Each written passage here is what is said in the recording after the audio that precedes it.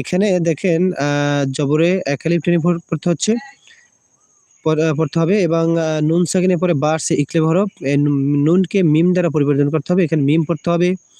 দ্বিতীয়ত এখানে জেরের বাম পাশে জুমলা ইয়া মদে হরফ, এখানে এক আলিফ টেনে পড়তে হবে। এরপরে হচ্ছে 2 তানবিনের পর ওয়াও আসছে ঈদগামে হরফ মিলাইয়া গুন্নার সহিত পড়তে হবে। নুন সাকিনের পরে খ আসছে, এখানে নুনকে স্পষ্ট করে পড়তে হবে, কোনো গুন্না নাই। এবার দেখেন 2 জবর তানবিন, তানবিনের পরে ফা আসছে ইকফা হরফ, এখানে 2 জবরের তানবিনকে গুন্না করে পড়তে হবে। এরপরে দেখেন নুনের পরে খাড়া জবর এক আলিফ টেনে পড়তে হবে।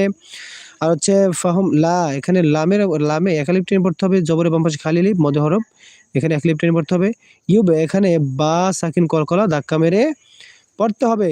এরপর এখানে ওয়াকফ করলে রর উপরে 3 টান দিয়ে